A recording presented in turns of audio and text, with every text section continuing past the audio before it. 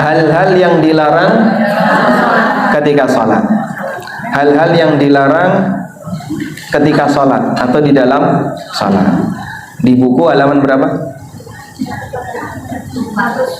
Berapa? 142. Yang mana? Ada beberapa poin yang kemarin kita bahas terkait hal yang diperbolehkan ketika sholat belum selesai ya. Kita lanjutkan sedikit, baru kemudian nanti membahas bagian itu. Kemarin yang terakhir pembahasan tentang apa? Melihat mushaf ketika sholat. Di antara hal yang diperbolehkan ketika sholat adalah sholat sambil membaca mushaf. Anda kalau sholat taraweh biasanya berapa menit? 30 menit rata-rata ya, setengah jam.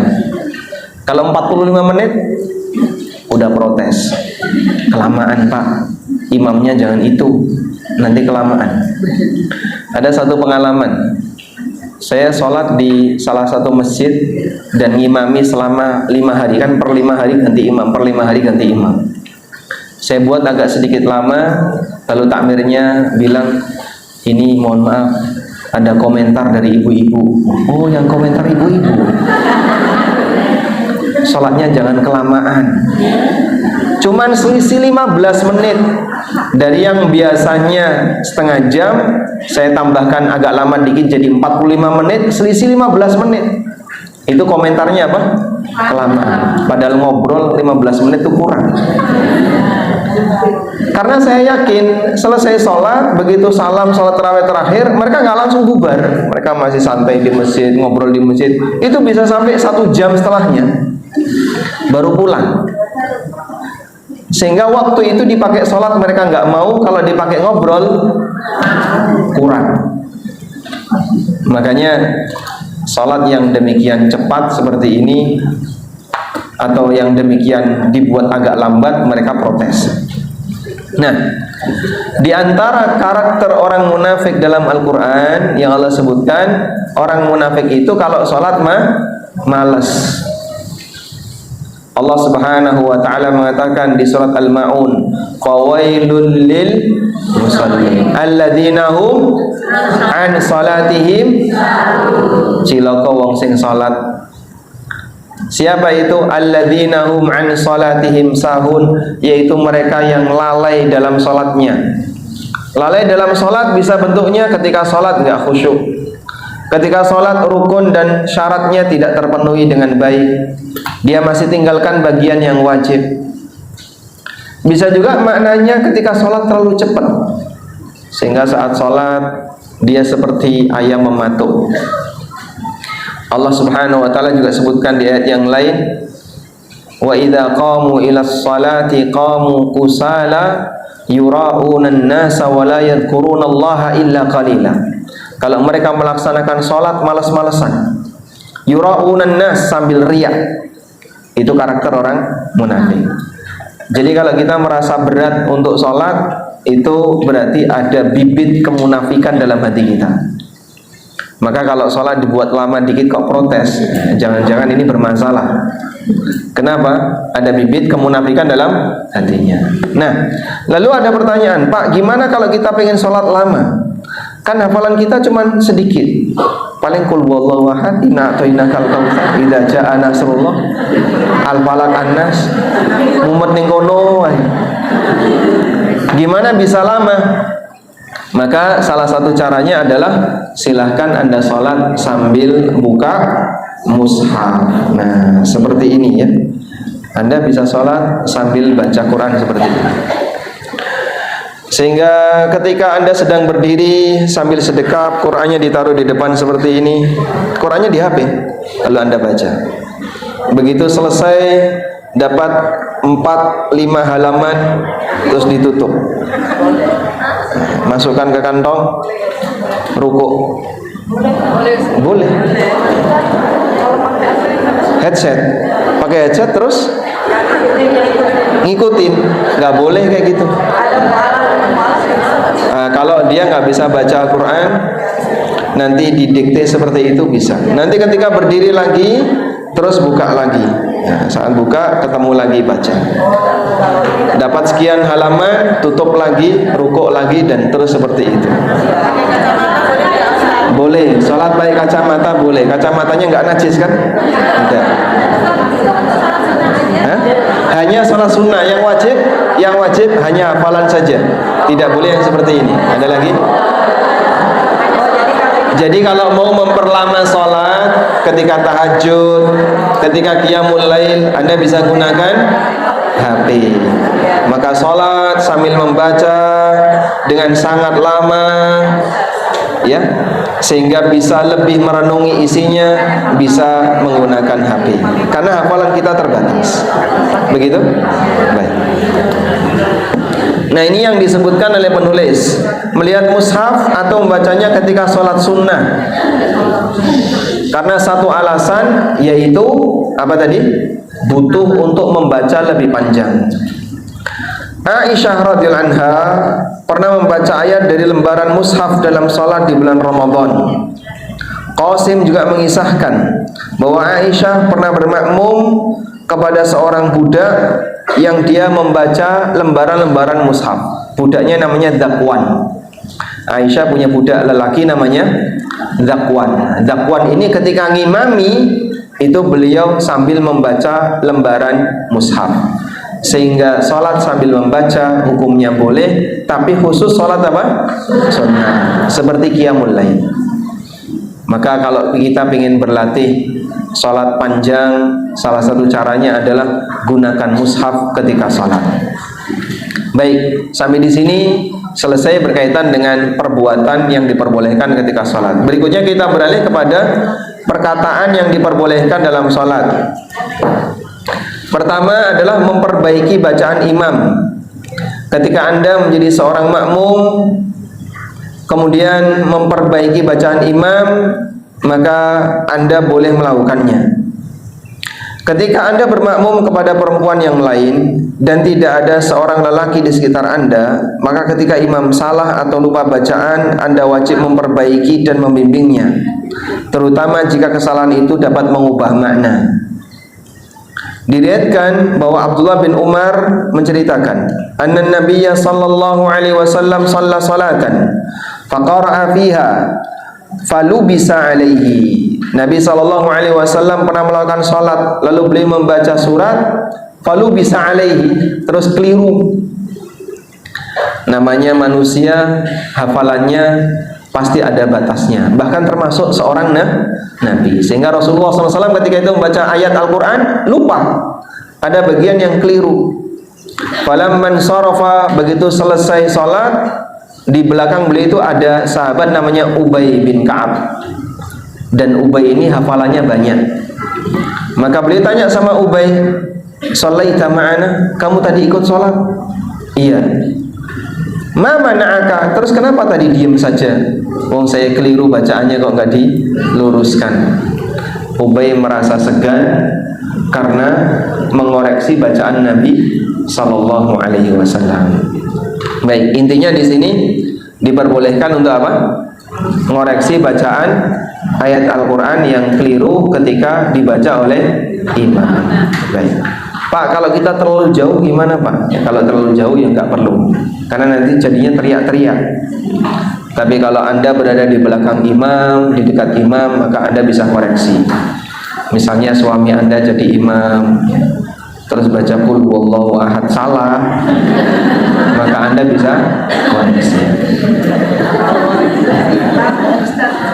Kalau mengoreksi itu kalau perempuan, kalau imamnya sesama perempuan, ya, atau imamnya suaminya atau mahramnya, silahkan dikoreksi. maksudnya tepuk tangan atau silakan.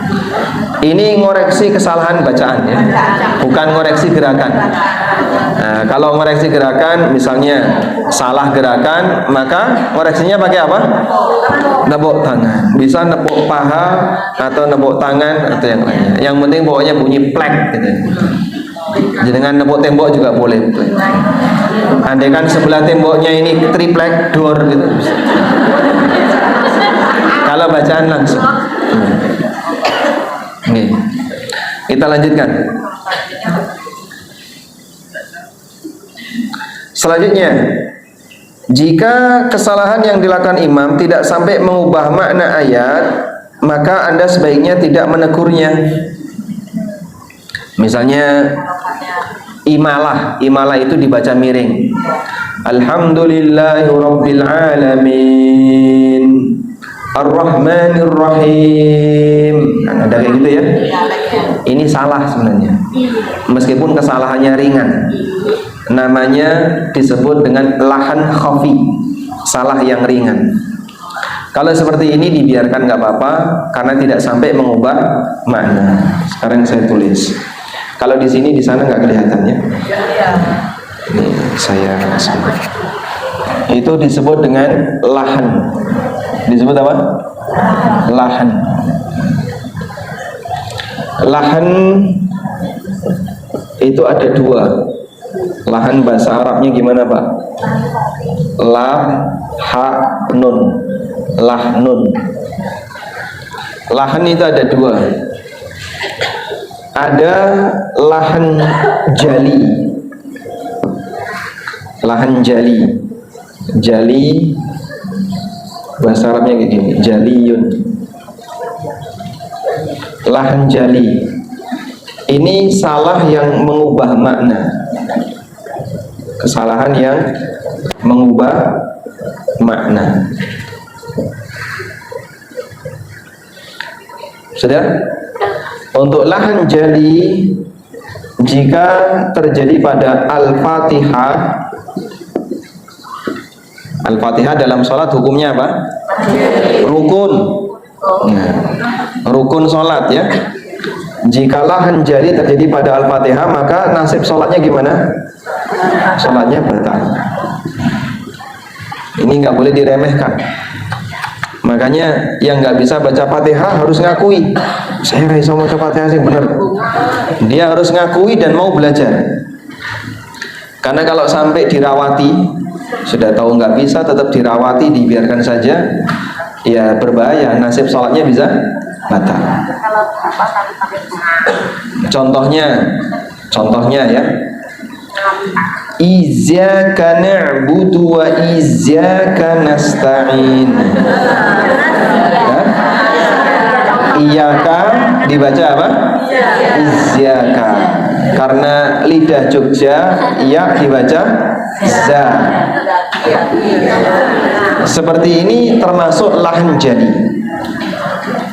Contoh yang lain, ada orang membaca Ar-Rahmanir Rahim, Ar-Rahmanir Rahim.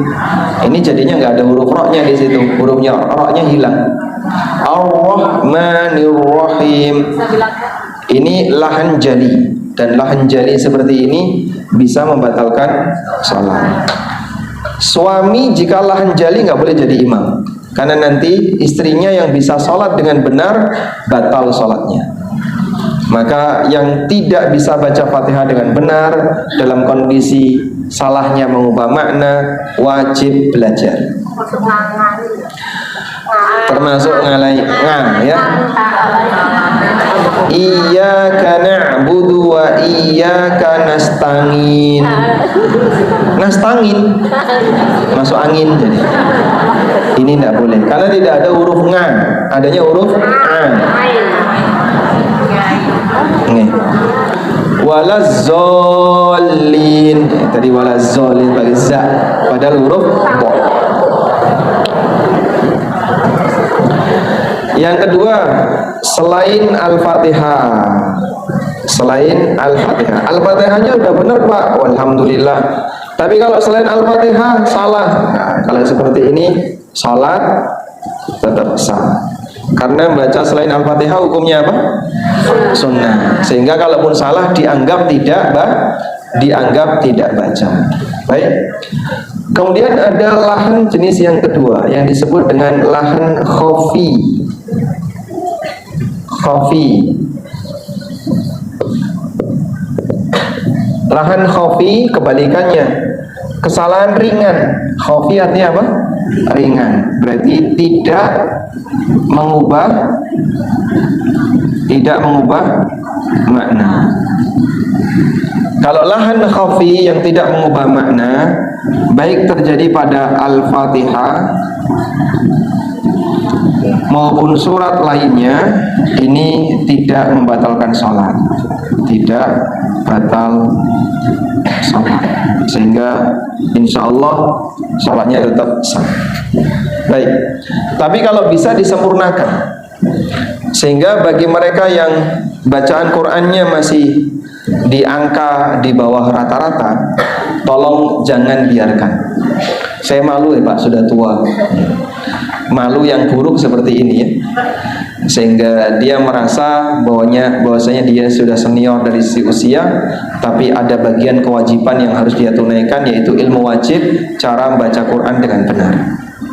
Ya?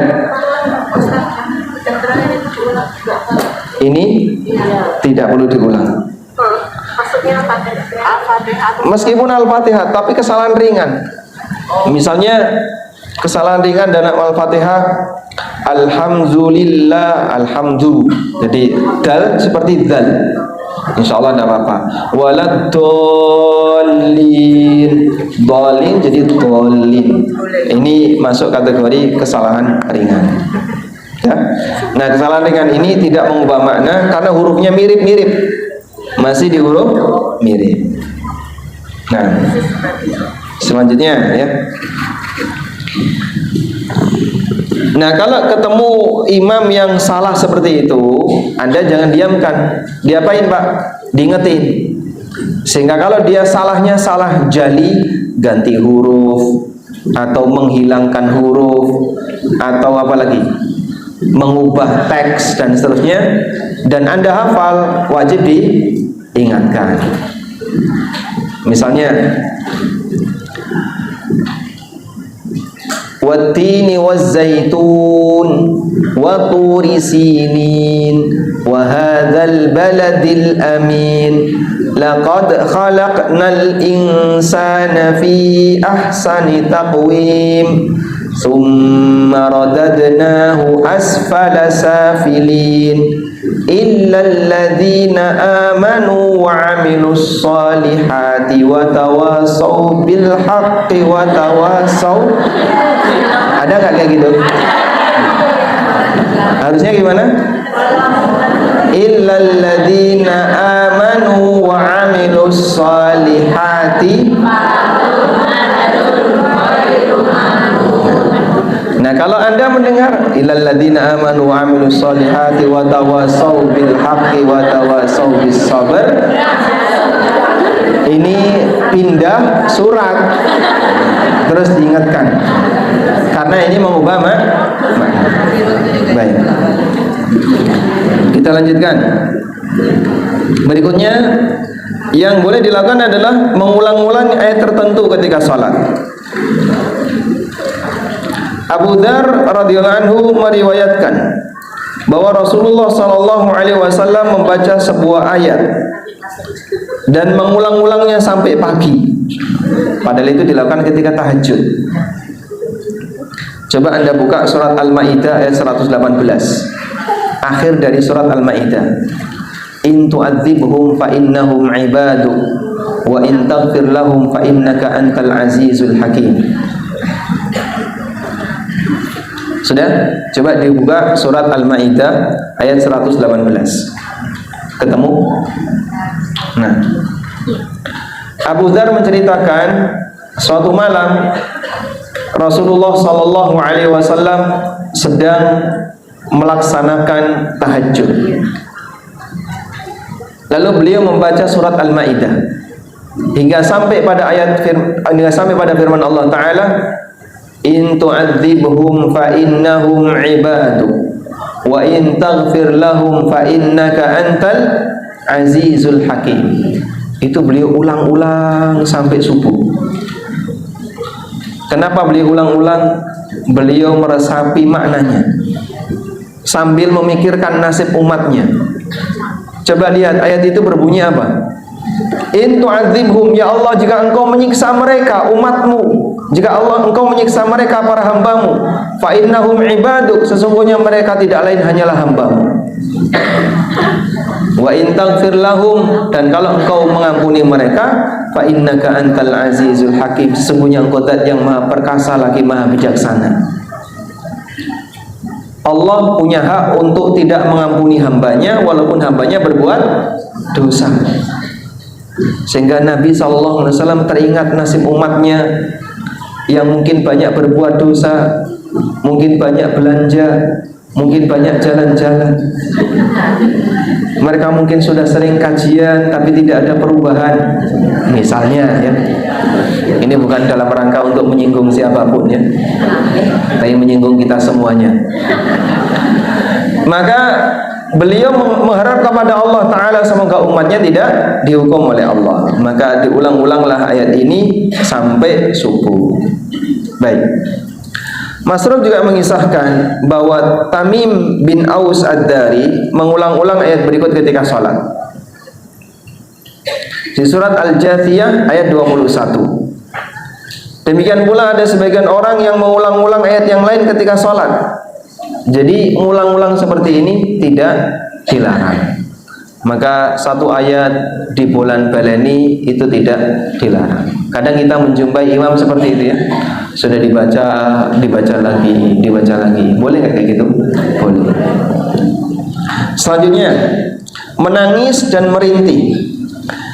Menangis dalam sholat karena rasa takut kepada Allah, karena membayangkan surga atau neraka. Hal ini terpuji dan mendapatkan pahala.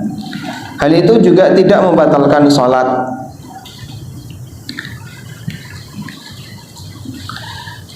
Tapi jika tangisan itu karena musibah dan kesedihan yang menimpa, maka hal itu pun tidak membatalkan sholat. Jadi ada menangis, ada menangisi. Kalau menangis, kalau ini ada sebabnya, ada sebab. Menangis ketika sholat ini perbuatan. Kalau menangisi ini karena apa? Sebab. Menangis ketika sholat boleh nggak? Saat sholat boleh. Udah? Menangisi ketika sholat, menangisi dosa, menangisi nikmat. Sehingga kita ketika membaca ayat tentang surga terus kita nangis, ini berpahala.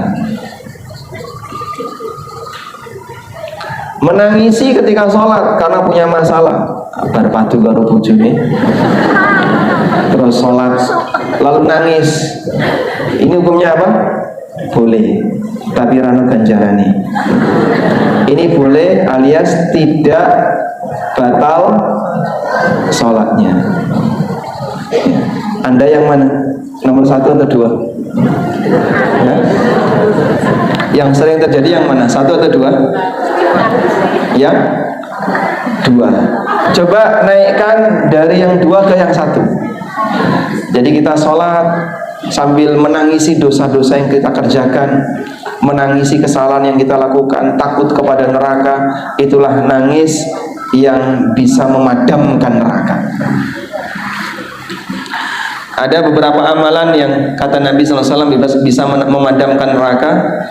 Salah satunya adalah orang yang sholat kemudian dia nangisi dosa-dosanya, air mata itu akan bisa memadamkan api neraka. Tapi kalau nangis yang kedua ini beda ya. Banyak utang, nangis. Duit masalah, nangis. Ini beda. Meskipun yang seperti ini boleh dilakukan. Nah, kalau mau menangisi itu sebaiknya dilakukan dalam doa. Doa sambil menangisi masalah. Ini akan membuat doa kita jadi lebih khusyuk, sehingga serius ketika berdoa. Misalnya Anda baru saja kehilangan suami, atau kehilangan orang yang dicintai, atau punya masalah tertentu, kemudian berdoa kepada Allah sambil menangis, itu akan lebih serius ketika berdoa. Dan doa seperti ini termasuk di antara doa yang mustajab. Kita lanjutkan. Berikutnya berdehem, atau bukan berdehem ya. Berikut dalil yang menunjukkan menangis tidak membatalkan salat. Allah Subhanahu wa taala memuji orang-orang yang menangis dalam beberapa ayat.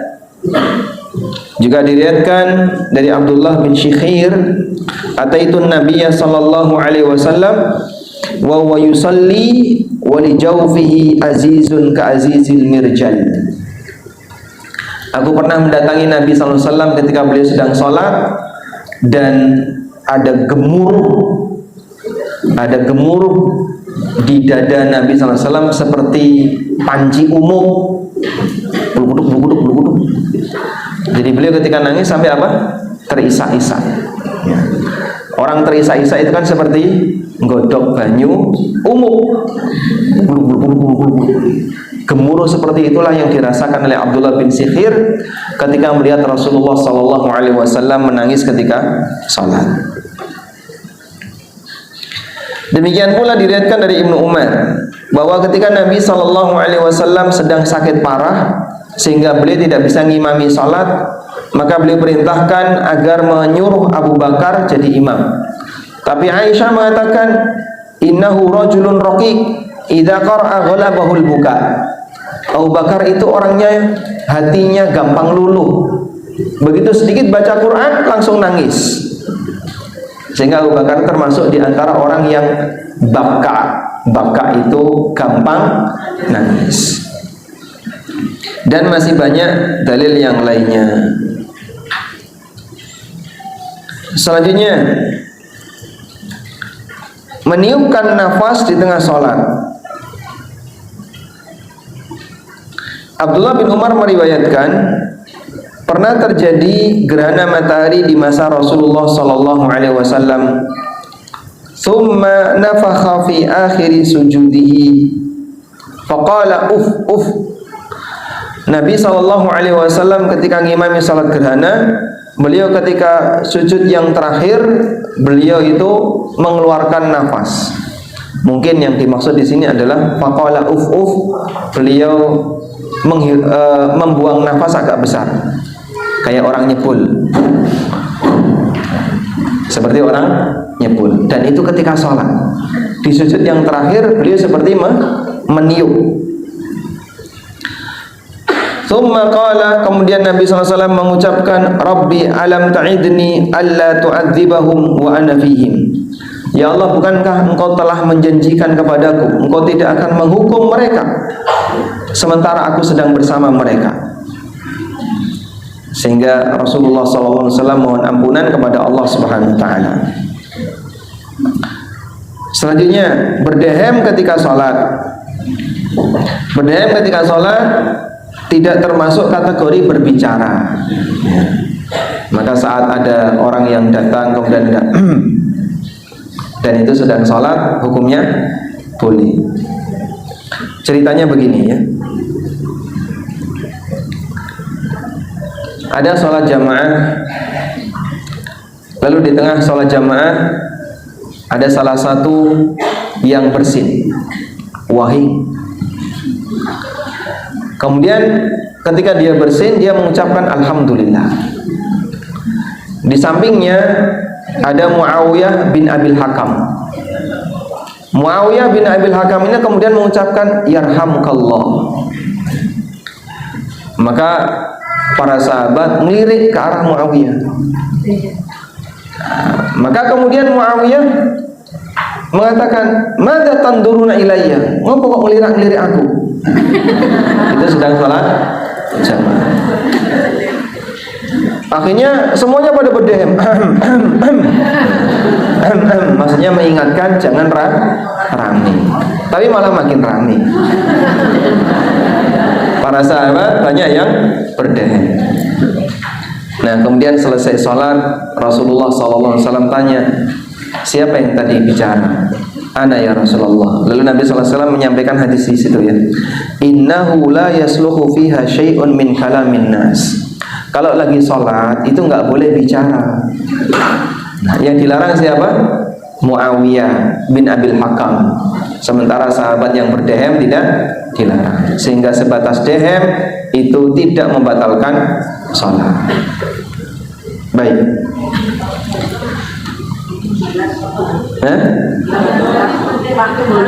Ribon? Ya, membalas yarhamukallah tadi dilarang. Jadi kalau sholat tidak boleh mengucapkan yarhamukallah. Maka kalau ada orang bersin, kita diam saja. Ada orang ngasih salam, kita diam saja. Jangan dijawab waalaikumsalam. Lagi sholat jawab salam. Enggak boleh. Mengucap alhamdulillah tadi boleh. Tidak dilarang oleh Nabi SAW. Sehingga membaca seperti baca subhanallah ketika sholat itu diizinkan. Alhamdulillah diizinkan. Namun yarhamukallah ini tidak boleh. Selanjutnya, mengucapkan sedikit perkataan untuk kepentingan sholat itu sendiri. Jadi yang dimaksud di sini adalah misalnya mengingatkan orang ketika sedang sholat agar sholatnya lebih tertib, sehingga terjadilah obrolan sedikit ketika sholat. Atau misalnya terucap kalimat karena latah. Jadi ada sebagian orang kan gampang kaget ya, dan kalau kaget mengucapkan sesuatu. Sedang sholat tiba-tiba ada kecoa lewat. Hah? Terus ngomong apa dia? Hah? Pahit. Aku jangan dimakan, aku rasanya pahit. Kecoa juga radoyan sampean. Nah, itu terkadang terjadi karena apa? Spontan, di luar sadar. Karena punya kebiasaan seperti itu. Anda kalau misalnya kejatuhan cicak, ada tikus lewat, ada kecoa lewat, terus jingkrak-jingkrak, itu yang diucapkan apa? Teriak-teriak astagfirullah atau yang lainnya. Itu sengaja atau enggak? Tidak. Itu sifatnya apa? Spontan. Andai kan itu terjadi dalam salat, tidak membatalkan salat. Wallahu a'lam. Kemudian mengucapkan hamdalah ketika bersin. Jika Anda bersin ketika salat, maka Anda boleh mengucapkan hamdalah. Tapi bagi orang lain tidak boleh menjawab, tidak boleh mengucapkan yarhamukallah. Nah, di situ ada dalilnya ya. Rifa'ah bin Malik mengisahkan bahwa ia melakukan salat di belakang Rasulullah sallallahu alaihi wasallam. Kemudian dia bersin dan mengucapkan alhamdulillahi hamdan katsiran thayyiban mubarakan fi. Mubarakan alaih kama yuhibbu rabbuna wa yarda. Falamma insarafa an-nabiy sallallahu alaihi wasallam, ketika Nabi sallallahu alaihi wasallam selesai salat, maka beliau bertanya, manil mutakallim fi salat? Tadi yang ngomong ketika salat siapa? Maqala Rifa'ah, maka Rifa'ah bin Malik mengatakan, saya ya Rasulullah. Qala an-nabiy sallallahu alaihi wasallam, kemudian Nabi sallallahu alaihi wasallam mengatakan, walladzi nafsi biyadihi, demi zat yang jiwaku ada di tangannya, laqad ibtadaraha bid'atun wa thalathuna malakan ayyuhum yas'adu biha. Tadi ada 30 lebih malaikat yang rebutan untuk membawa kalimat yang kau baca untuk dibawa naik menuju Allah. Hanya dengan mengucapkan kalimat apa? Alhamdulillahi hamdan katsiran thayyiban mubarakan fi mubarakan alaih kama yuhibbu rabbuna wa yarda. Hafal? Coba diulang. Di situ gimana kalimatnya? Mubarakan fihi mubarakan alaih kama yuhibbu rabbuna wa yarda. Di buku ada? Ada. Baik. Kalau bisa dihafalkan ya. Anda jadikan ini sebagai bacaan ketika i'tidal. Di doa iftitah ada, di i'tidal ada. Coba diulang ya. Rabbana walakal hamdu hamdan katsiran thayyiban mubarakan fihi mubarakan alaihi kama yuhibbu rabbuna wa yarda. Door prize masih ada? Door prize-nya masih ada nggak? Udah habis? Berarti masih ada? Baik, yang mau baca dengan hafalan ada? Ada yang mau? Silahkan. Rabbana walakal hamdu. Hamdan. Gimana? Coba diulangi.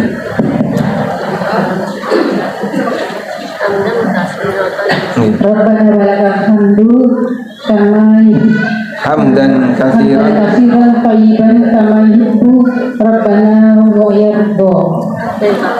Rabbana walakal hamdu hamdan katsiran thayyiban mubarakan fi mubarakan alaih kama yuhibbu Wa yarda. kama yuhibbu rabbuna wa yarda. Kama yuhibbu Rabbuna. wa yarda. Masya Allah, dapat hadiah enggak? Dapat. Masya Allah. Alhamdulillah. Baik. Mubarakan fi, insya Allah tidak masalah. Tapi kalau yang disebutkan dalam hadis ini, kama yuhibbu rabbuna wa yarda, sampai kalimat yuhibbu rabbuna wa yarda. Baik. Selanjutnya,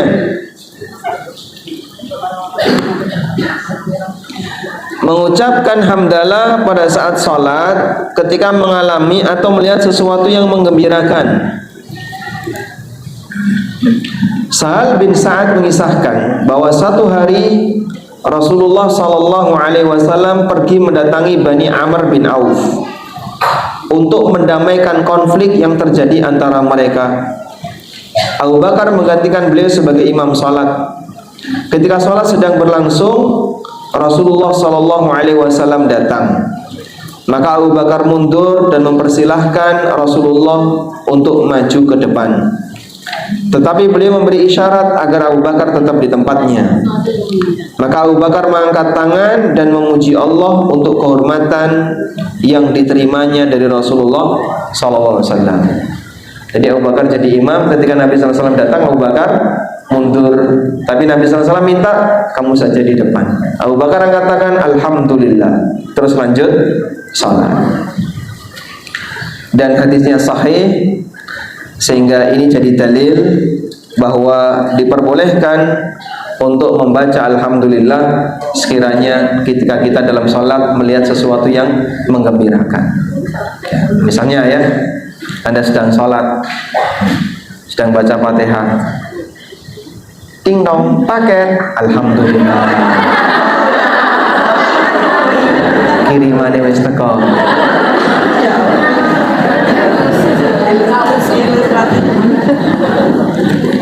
Selanjutnya, berbicara kepada orang yang sedang melaksanakan sholat. Telah dikemukakan di atas bahwa Jabir datang dari tugasnya ketika Rasulullah SAW sedang sholat.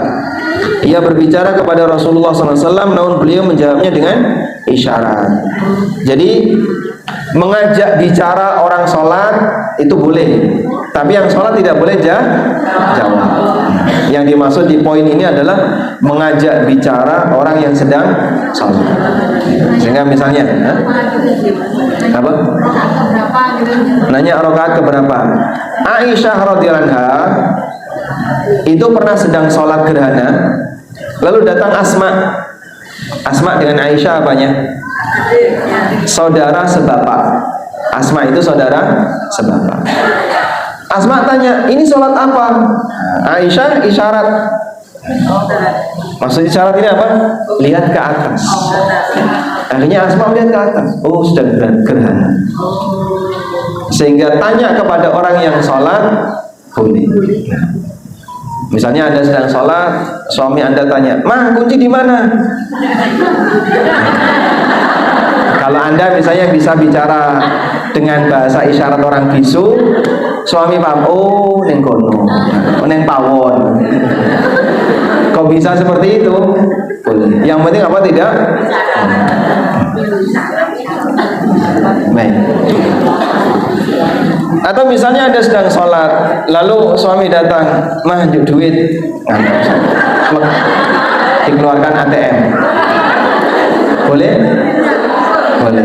Tapi tidak boleh ngomong. Anda hanya bergerak untuk mengeluarkan sesuatu. Seperti itu masih diizinkan. Baik. Sampai di sini ada yang mau disampaikan? Silakan. Hah? Iya. Iya. Yang benar boleh diucapkan. Dalam hati boleh, diucapkan boleh. Gimana? Dohirnya salah sunnah. Dohirnya salah sunnah. Tapi kita punya kaidah, ma tsabata fil nafli tsabata fil fardi. Yang boleh dalam salat sunnah juga boleh dalam salat wajib. Karena pada asalnya sama-sama salat. Aba-aba. Dohirnya boleh dua-duanya. Jadi kalau misalnya Anda sedang sholat wajib kok mendesak, misalnya ya Anda sedang sholat terus anak dalam bahaya, kemudian Anda berisyarat ke anak, maksudnya mengingatkan kepada siapa yang ada di sekitarnya, nyuwun tulung anaknya diberesi, itu boleh. Begitu? Ada lagi? Khusus pembahasan hal-hal yang mubah dalam sholat. Kalau misalnya kita dalam sujud terus ada doa juga Iya. tapi nggak bersuara. Baik. Ketika kita mau berdoa dalam sujud, boleh nggak diucapkan? Jawabannya doa itu harus diucapkan. Sujud terakhir atau sujud keberapa? Semua sujud. Terus boleh nggak pakai bahasa selain Arab? Ulama berbeda pendapat. Ada yang mengatakan boleh, ada yang mengatakan dilarang. Tapi pendapat yang lebih kuat boleh. Boleh berdoa dalam sujud dengan menggunakan selain bahasa Arab. Hah? Apakah di batin? Siapa yang diucapkan? Iya. Misalnya Anda meminta sesuatu.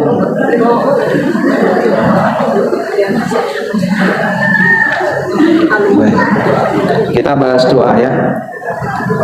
Doa. Doa yang terbaik itu doa yang ada dalilnya, yang berdalil. Misalnya doa dari Al-Quran maupun dari hadis, ini yang terbaik. Sehingga dalam Al-Quran Allah ajari doa. Dalam hadis Nabi SAW juga banyak mengajarkan doa. Kita mengenal ada beberapa kitab masa silam, kitab suci sebelum Quran, apa saja? Taurat, Zabur, Injil. Ini ternyata isinya itu berbeda. Kalau Taurat itu tentang hukum, aturan halal haram, mana boleh mana nggak boleh. Zabur ini doa-doa dan zikir-zikir. Sedangkan Injil ini tentang adab. Maka di zaman Nabi Isa, demikian pula Nabi Daud, mereka pakai Taurat. Sehingga Nabi Isa mereka bawa Taurat. Nabi Daud mereka juga berhukum dengan hukum Taurat. Karena syariatnya Musa itu berlaku bagi seluruh Bani Israel setelahnya, sampai Nabi Muhammad SAW diganti dengan Al-Quran. Maka tiga ini semuanya ada dalam Al-Quran. Di Al-Quran hukum ada banyak. Di Al-Quran doa-doa ada banyak.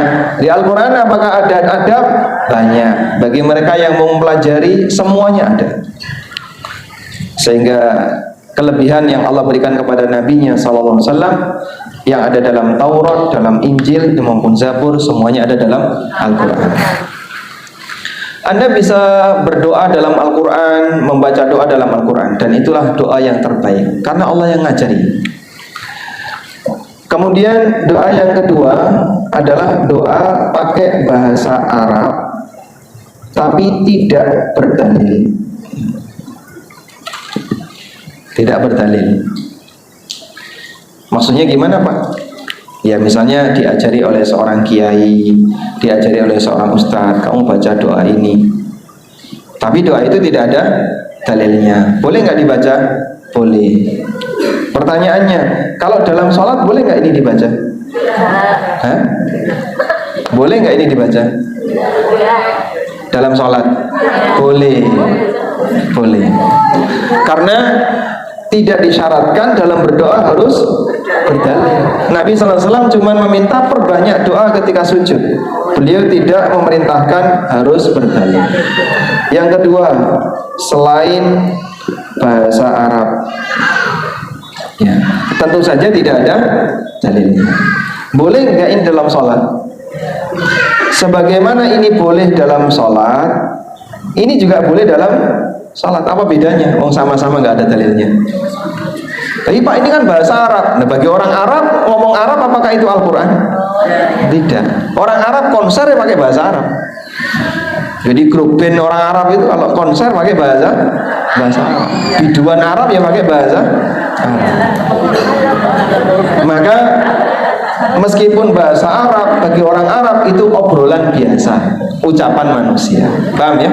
Sehingga mau bahasa Arab maupun selain bahasa Arab kan sama-sama ucapan manusia yang tidak berdalil.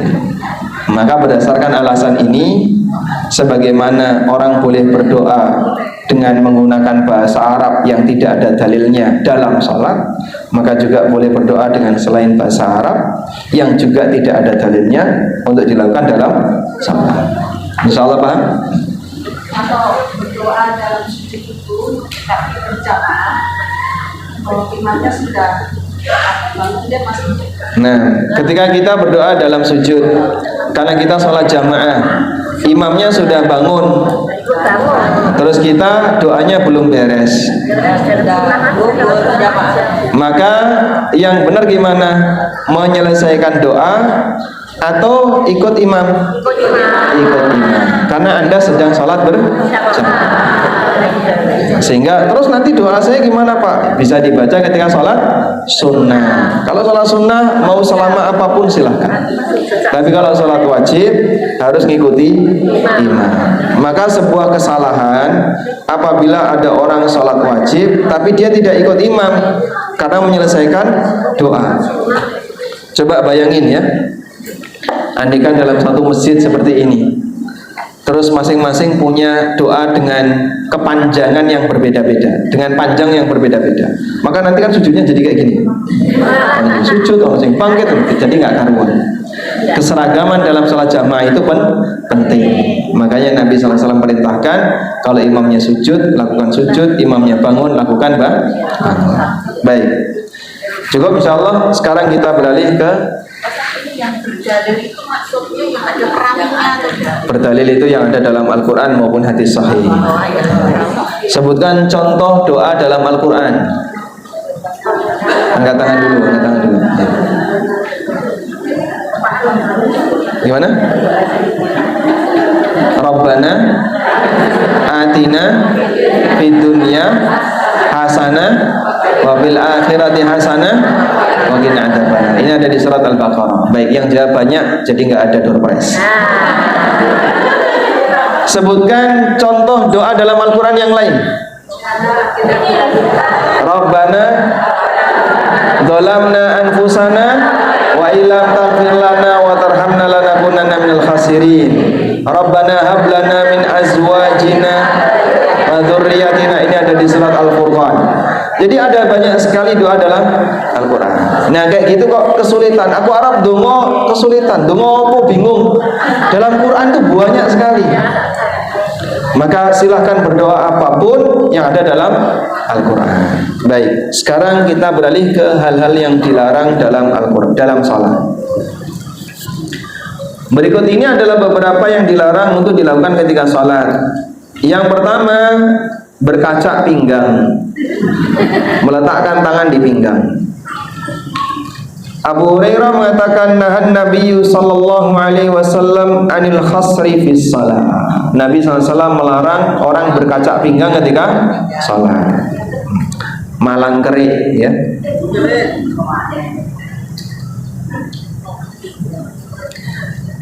Aisyah juga sangat tidak suka melihat orang yang sholat sambil meletakkan tangannya di pinggang. Kemudian beliau mengatakan perbuatan itu biasa dilakukan oleh orang Yahudi. Ziyad bin Syabi juga pernah mengisahkan bahwa ia melaksanakan sholat di samping Ibnu Umar dan meletakkan tangannya di atas pinggang. Setelah sholat, Ibnu Umar mengatakan, engkau seakan seperti salib dalam sholat, padahal Rasulullah SAW telah melarangnya. Bentuk salib dalam sholat adalah menaruh tangan di atas pinggang dan merenggangkan kedua pergelangan tangan ketika berdiri. Jadi begini ya. Baik. Dan mohon diperhatikan, termasuk di antara bentuk berkaca pinggang ketika sholat adalah sedekap miring.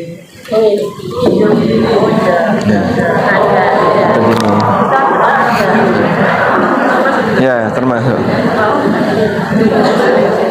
Pernah lihat kayak gitu ya? Sedekap ada yang miring di sini. Kenapa di sini? Nah, ini adalah hati. Maka saya pegangi biar gak jatuh. Sampai barno mas rasa tidak. Ada juga yang begini. Loh, kenapa kamu di sini? Ini jantung.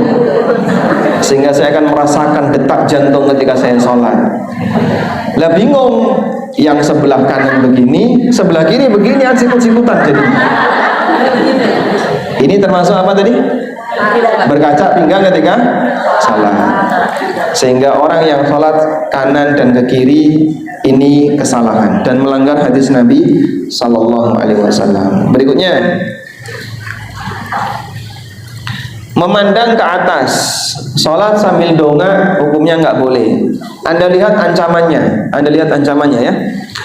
La yantahiyanna aqwamun an raf'i absarihim 'inda du'a'i fi sholati ila sama' au la tukhtafanna absaruhum. Orang-orang yang punya kebiasaan suka dongak ketika sholat, hendaknya dihentikan perbuatan itu, atau kalau enggak nanti matanya disambar. Jadi apa? Bisa buta.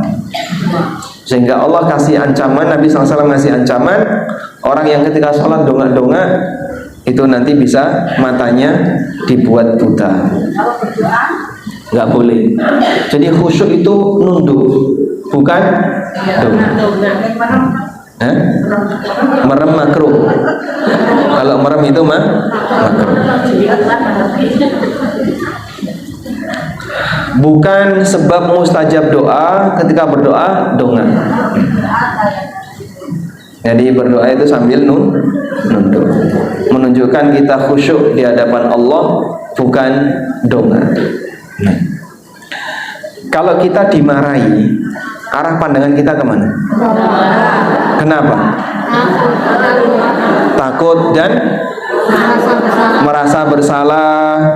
Maka kita merendahkan diri kita dengan cara melihat ke bawah. Maka demikian pula ketika kita berada di hadapan Allah, saat kita berdoa, saat kita sholat, maka jangan dongak tapi nunduk.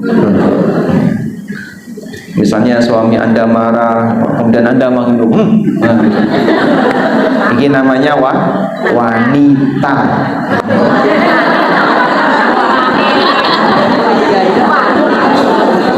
Ya. Selanjutnya, memerhatikan sesuatu yang mengganggu sholat. Aisyah meriwayatkan bahwa Nabi Shallallahu Alaihi Wasallam pernah sholat dengan pakaian yang bergambar. Selesai sholat, beliau mengatakan, "Syaghalatni a'lamu hadihi."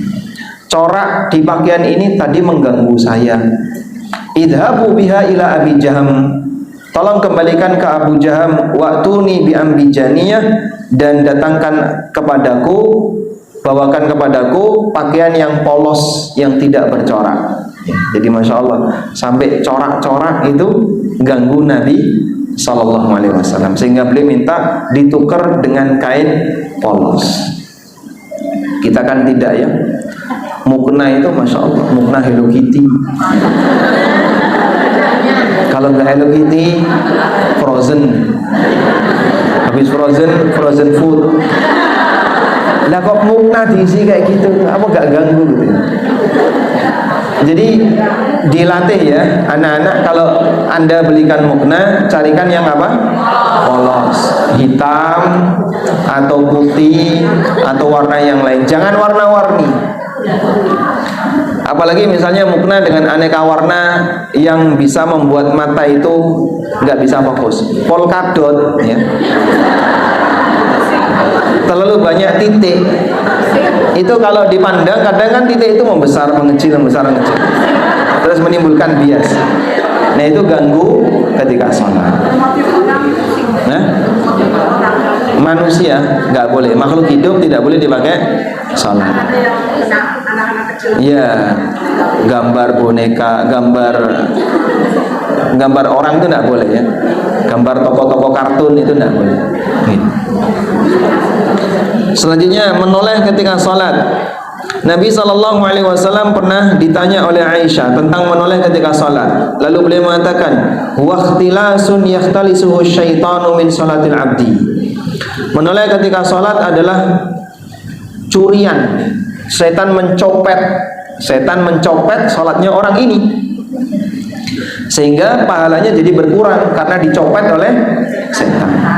Maka saat sholat kok lirak-lirik, tolah-toleh, itu bisa menyebabkan pahala sholat jadi berkurang, meskipun tidak sampai membatalkan, sehingga sholatnya tetap sah selama dia tidak sampai mengarah ke arah yang tidak lagi ke arah kiblat, misalnya menghadap ke selatan atau menghadap ke utara.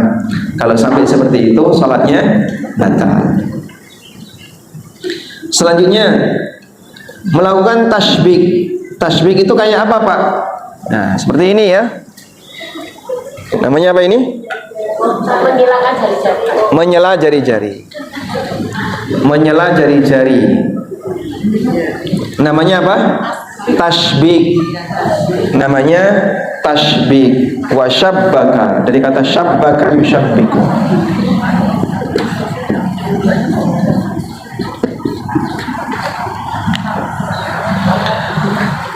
Tasbih ini tidak diperbolehkan ketika sholat maupun sebelum sholat. Kalau Anda sedang di masjid sholat qobliyah lalu nunggu iqamah terus duduk, itu jangan begini.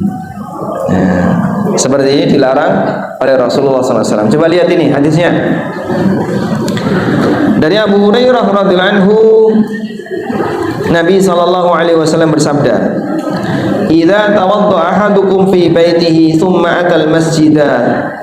Apabila kalian sudah wudu kemudian dia berangkat menuju masjid, kana fis salati hatta yarji'a, maka dia mendapatkan pahala salat sampai dia pulang. Fala yaqul hakadha, maka jangan lakukan seperti ini. Wa syabbaka baina asabihi, lalu beliau mempraktekkan, jangan lakukan seperti ini. Nah, beliau begini. Sehingga kalau sudah di dalam masjid, sholat tahiyatul masjid, sholat qobliyah, nunggu iqamah, jangan tasbih. Baik, hadisnya sahih, riwayat Ibnu Abi Syaibah. Ismail bin Umayyah pernah bertanya kepada Nafi' tentang seseorang yang sholat dan melakukan tasbih. Nafi' menjawab dengan mengutip perkataan Ibnu Umar, itulah sholatnya orang yang dimurkai. Itulah sholatnya orang yang dimurkai. Jadi dalam sholat nggak boleh seperti ini, nunggu sholat juga nggak boleh seperti ini. Tasbih tadi ya, nggak boleh. Sudah. Dan pelanggaran seperti ini masih cukup sering ya terjadi. Orang duduk bersila, kemudian nyantai, tangannya begini. Nah, kemudian ada posisi duduk yang tidak boleh, tapi khusus Jumatan. Namanya duduk ihtiba. Duduk ihtiba itu memeluk lutut. Nah, begini ya. Duduk memeluk lutut ini kenapa nggak boleh? Marah no ngantuk. Sehingga kalau kajian jangan duduk memeluk lutut, karena ini marah no ngantuk. Ribuan. Meletakkan tangan ke belakang. Kalau samping, kanan, kiri, depan boleh. Kalau ke belakang, yang tidak boleh satu, kiri saja, gini. Kiri saja. Jenengan duduk bersila maupun duduk tawarruk, lalu tangan kiri begini, hanya kiri saja, tidak boleh. Karena itu kebiasaan buruk Yahudi.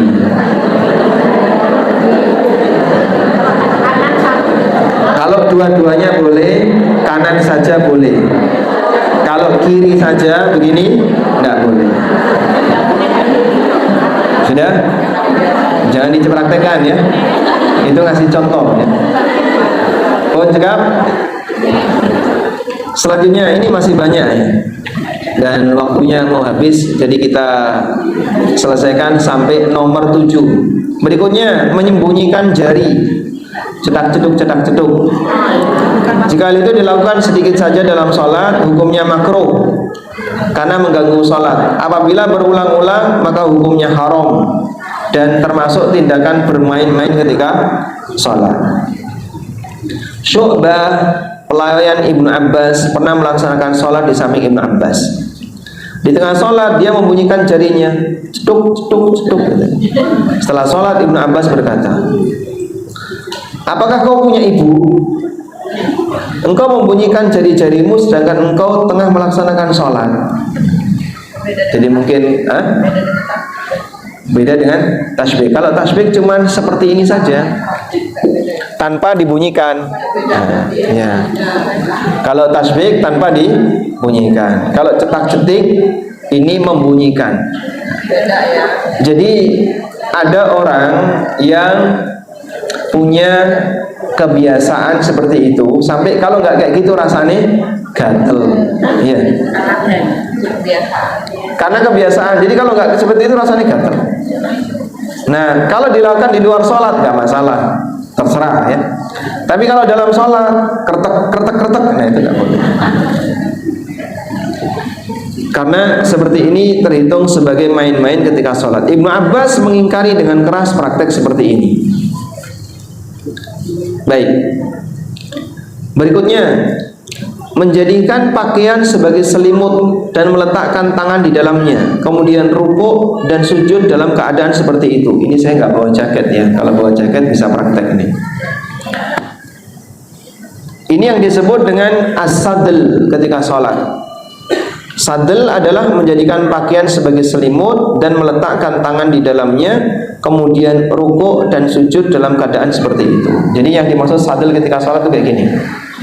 Kalau Anda bawa jaket, jaketnya disampirno pundak, tapi lengannya tidak dimasukkan.